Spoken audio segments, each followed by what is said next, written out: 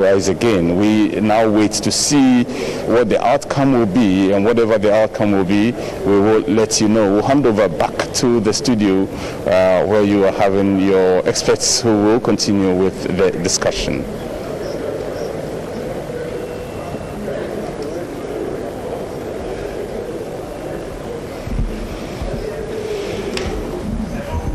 You didn't have anybody?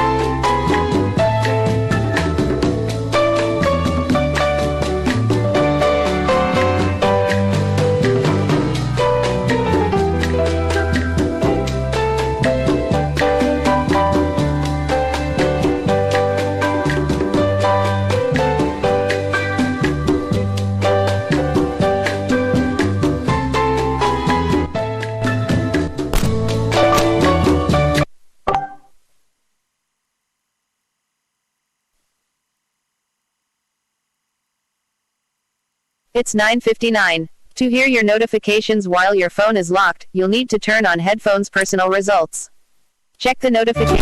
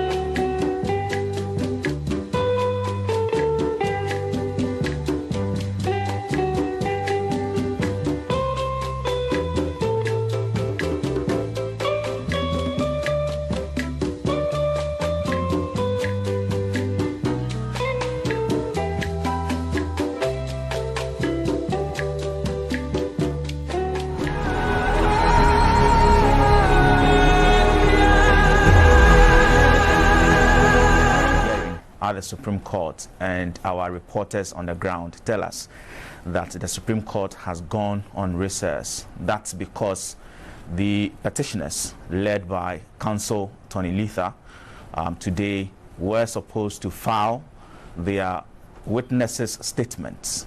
They couldn't do that today, and they are saying that there was a motion pending for a review of a ruling that the Supreme Court made on their request to ask the EC some 12 or 15 specific questions. The Supreme Court dismissed that request and made their ruling. The NDC requested for a review of that ruling. Later, after the court adjourned to today, the NDC filed another motion to stay proceedings until the Supreme Court has heard their case on a motion requesting for a review of that particular hearing. So, counsel Tony Letha was saying that because these two motions were pending, they didn't come to court today with their petitioner statement. Don't forget that the NDC has said that they have some 5 witnesses who would be their witnesses in this particular case, the 2020 presidential election petition hearing at the Supreme Court. And so as we speak, the court has gone on recess. They would decide what will be the next way forward. When they return, we'll bring you pictures of that particular event. That is exclusive and live on Ghana Television. So at this point, we're going to get Ghana Television, GTV, join the feed from the Accra International Conference Center, where His Excellency J.J. Rawlings is lying in state. When the court gives a signal that they are ready to make their ruling on today's issues, then we'll go back to the Supreme Court, and then GTV will bring you pictures from the Supreme Court. Our men on the ground, Abdul Hai Momen, and my senior colleague, Edward Nyako, would be speaking to the parties involved in this particular matter and bring you up to speed with what's happening at the Supreme Court. You want to stay with us. So we'll go back to the Accra International Conference Center, where we see more dignitaries, personalities paying their last respects to His Excellency J.J. Rawlings. We see in your pictures not too long ago Do Ajaho, who was a former Speaker of Parliament, paying his last respect. So it's gotten to that point where former Speakers of Parliament would come to pay their last respect. The lineup that we have. Former Speakers of Parliament will come there to pay their last respect to the late J.J. Rawlings. Those are pictures coming to you from the Accra International Conference Center. As you can see, I mean, there's so much, security because of the personalities. It should be expected. I mean, that are coming there today. It should be expected. And also the safety protocols, COVID-19 safety protocols, adhered to strictly. And it has been very strictly.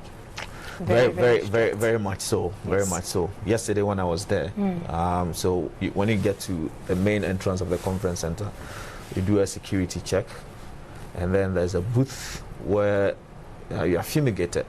I don't know whether that word is right. And then you climb up to the main frontage of the conference center. Lined up is, lots and lots of sanitizers. You can choose from to sanitize your hands. You walk in there quietly, and then you wave at the family, and then you do a turn, and then you bow, and then you come out. You walk out. Sure. And you are not allowed to take any pictures. Yes. So, those are pictures. I think that even today, the general public should be allowed. So we're seeing the numbers. The numbers, yes. Okay, so this is the NDC caucus in Parliament. I can see some Honorable very. Hannah Tete there. Sure, it should be the NDC caucus in Parliament. They are getting themselves ready to pay their last respect. That's the Speaker of Parliament, Mr. Aban Bagbin. Honorable Aban Now, because Bagbin. of the mask, you are not able to readily identify. Sure. But he's with his glasses. That should be him. Yes, that should be him. You get to see who he is. That should be him. Aban Sumana Bagbin, the current Speaker of Parliament. He will pay his last respects to J.J. Rawlings. There we see heads of security agencies. We also see the second Deputy Speaker, Joe Wise, the second Deputy Speaker in your shots there. And then those are parliamentary staffers.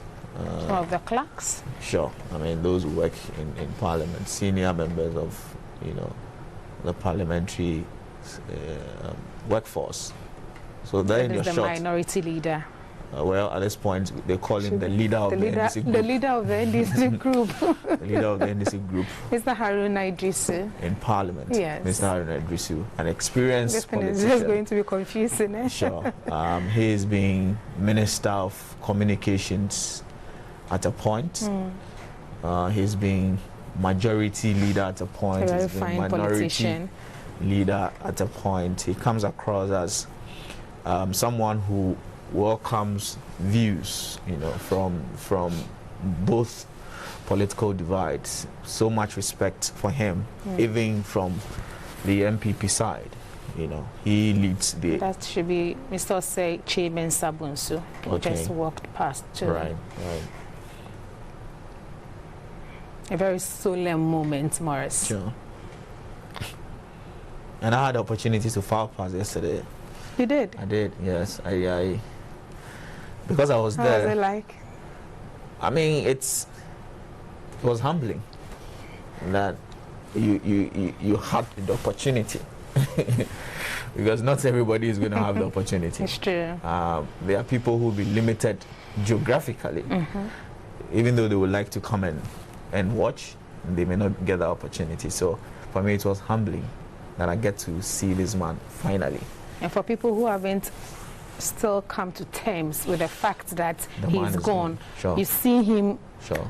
lying in state, and Sure. I mean, there's no two ways about it. You have no option. Even at this point, some will still feel it's not true until maybe tomorrow when he's finally lowered, and then maybe when the casket is covered. Then you know that the man is beginning a journey to eternity. A journey of no return, if Sure. you can say that. Sure. All right, so there we have it. Politicians from both the NDC and the NPP, at the Accra International Conference Center. And it is humbling how COVID-19 has been able to, change our very fabric of social life. Now we go to events such as this, which it was the norm for you to shake hands. To even hug. But now it has been reduced to a wave or a fist bump. Sure. That's Honorable Doyo, Comfort Doyo Ganza. She's an MP for Ada. And you see in a shot, he's a new entrant in Parliament. Francis Sosu Xavier. He's an MP for Medina. He unseated Honorable Sadiq. No, Honorable Sadiq of the NDC.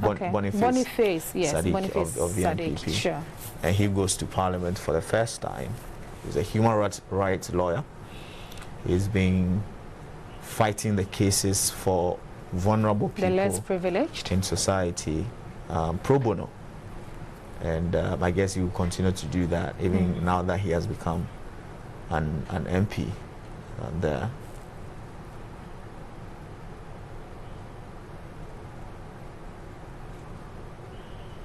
I remember that case he had with a man who had been in court. Who had been in prison? In prison for so long, and he was able to... It was in remand, actually. Okay. Yeah. And then fought that case for him, and the guy was released. Yeah. He's done several of those issues. Of those cases, actually.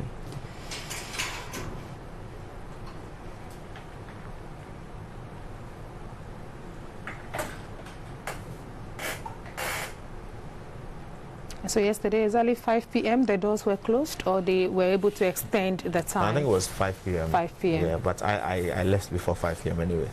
But these are, this event is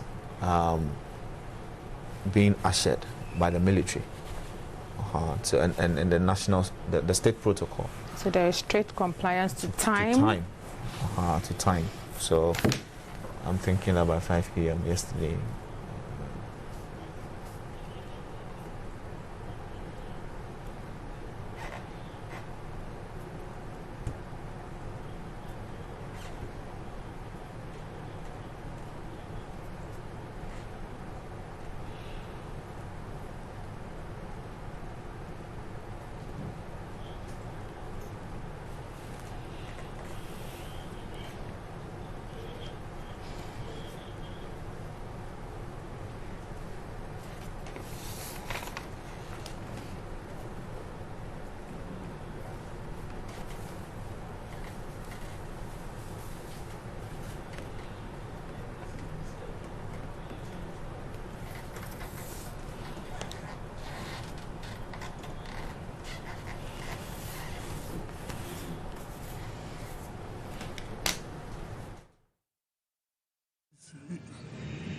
Youth groups were working for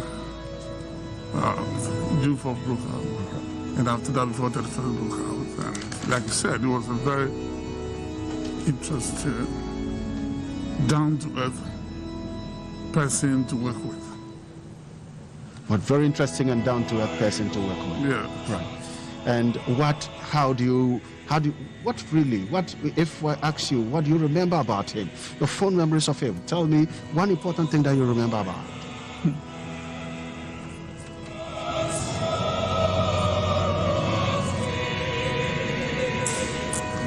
what I know about him is that he was down-to-earth person. When you dream about something in connection with the process, and you went there to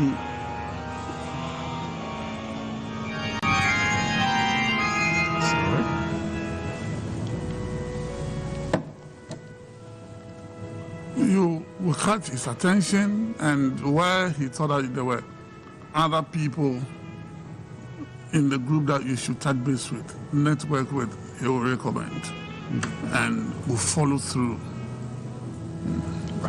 So with me, also joining me in the studio is the Right Honorable Doe Ajaho, a former Speaker of Parliament. Honorable Doe Ajaho, you're welcome.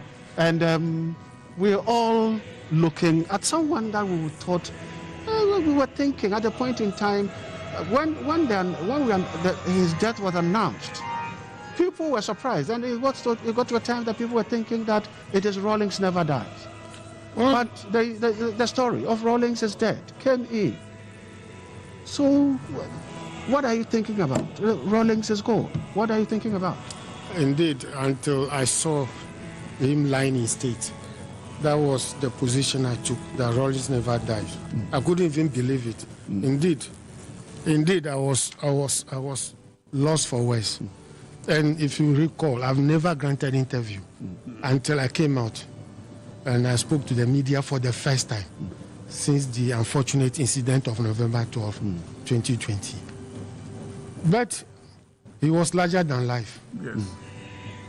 He walked the talk. When he spoke about probity and accountability, it wasn't just a mere slogan. He actually lived it until the day he fell dead. You know, you remember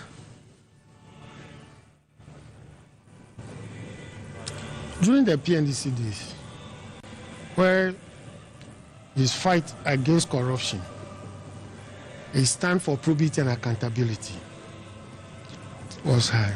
He never departed from those virtues, those principles, until he's passed on. I had the privilege, of getting closer to him, not when he was in office, but when he left office during the Kufuor administration. But from a distance, he continued to motivate me.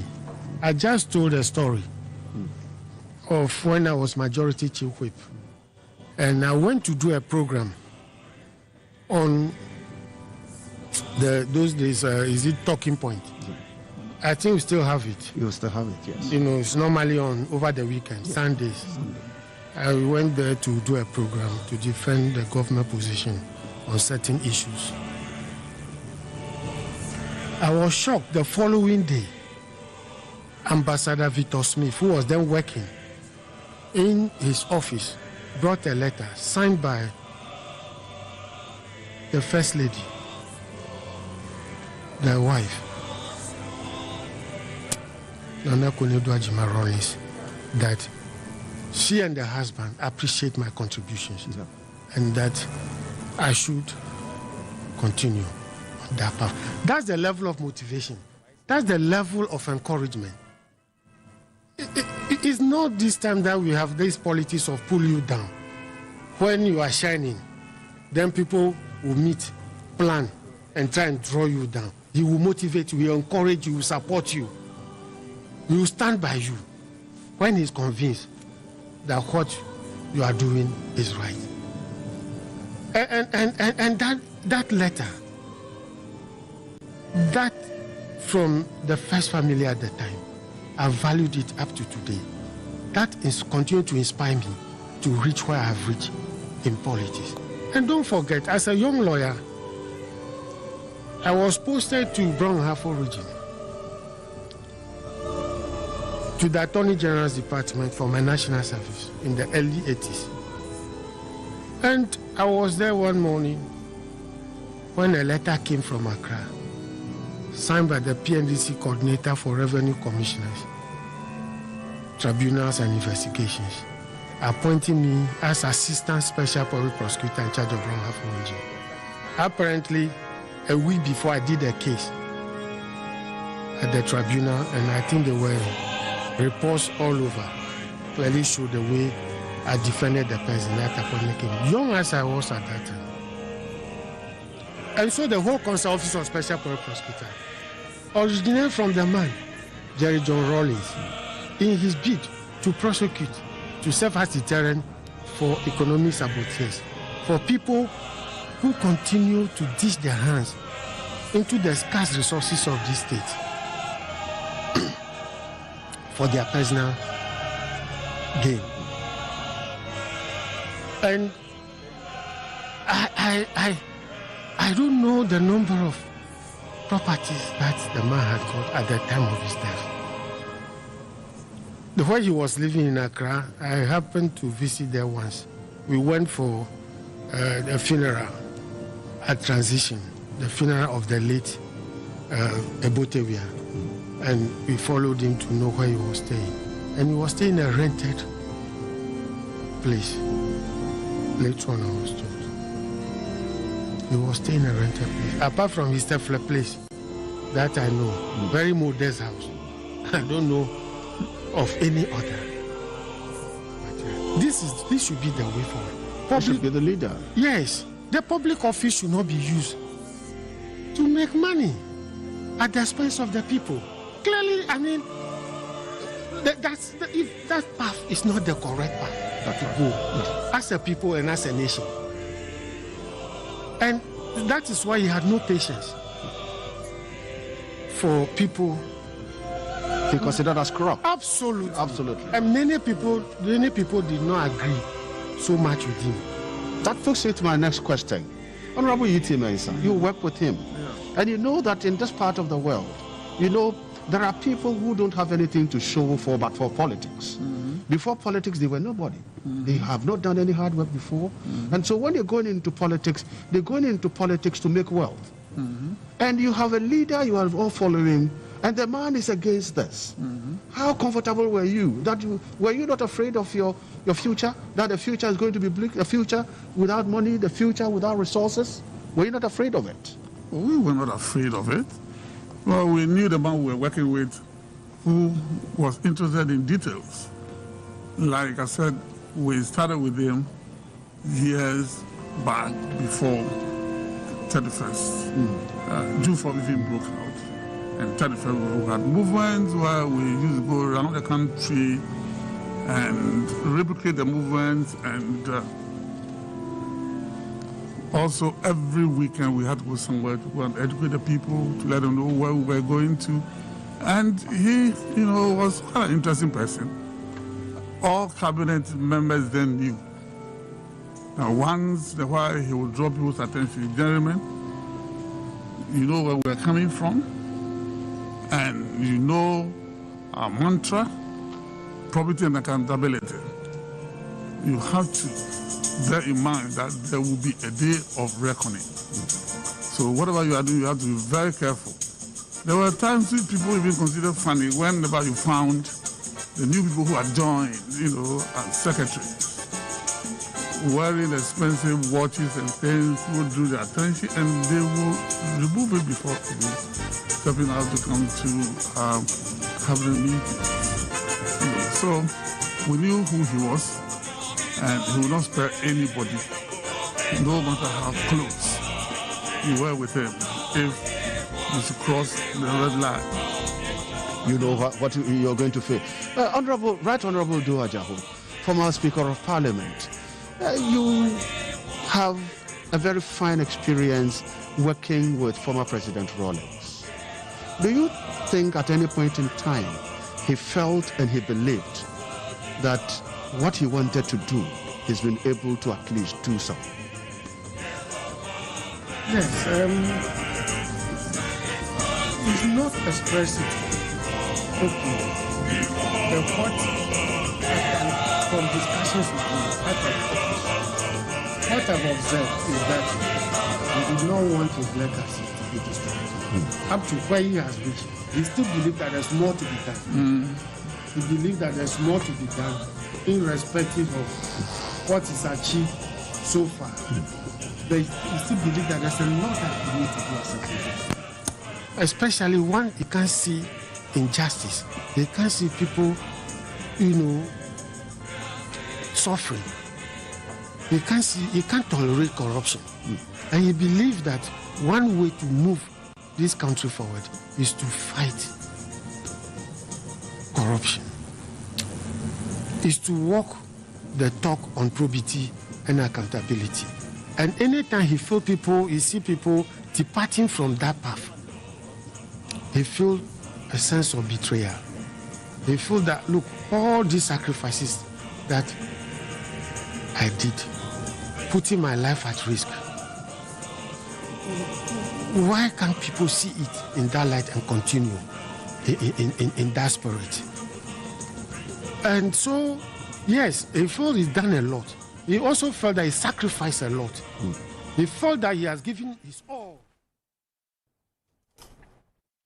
You're welcome back. It's still our live coverage of the 4-day state funeral of His Excellency J.J. Rawlings. As I told you earlier on, there's also a Supreme Court hearing at the Supreme Court concerning the 2020 election petition.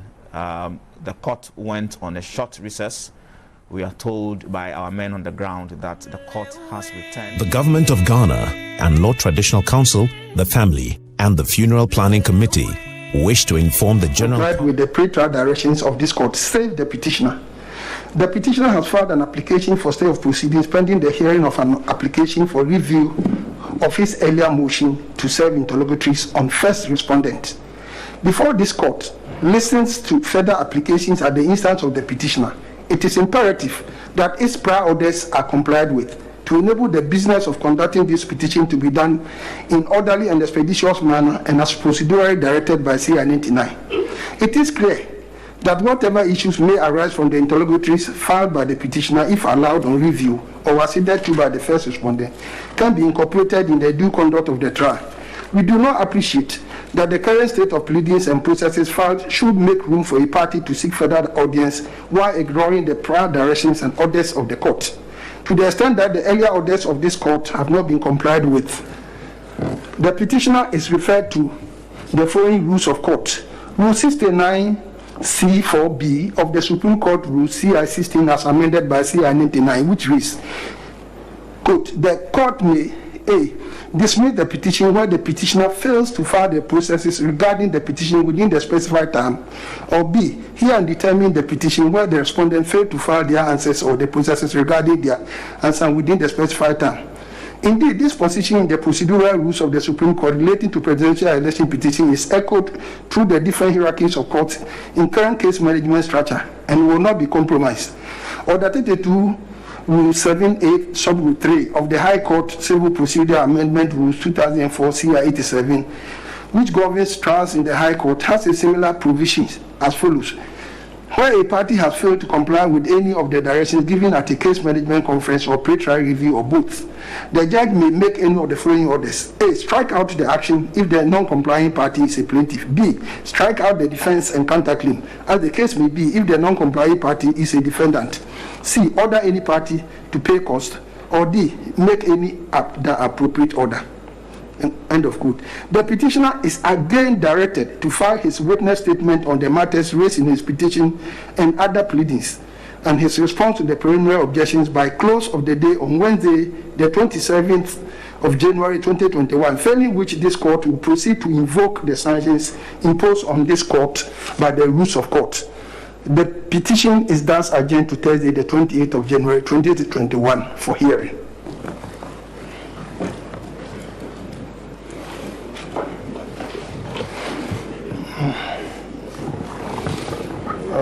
We're grateful to your lordships for giving us the opportunity to file the witness statements, and we would like to state firmly, my lord, that we did not by any means intend just to disregard your orders. That was never the intention. As we indicated, we had expected that there would be an opportunity for us in the witness statement to include some of the matters that were the subject of the discovery processes. But in any case, your lordships have ordered for us to proceed with filing tomorrow, and we will apply, we will act accordingly, and we're grateful for your indulgence.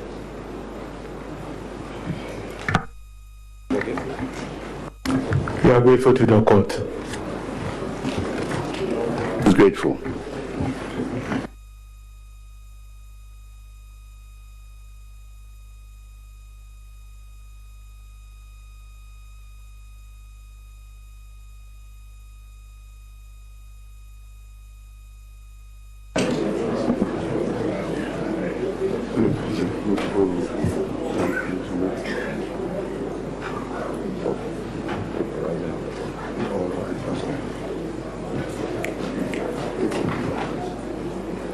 All rise.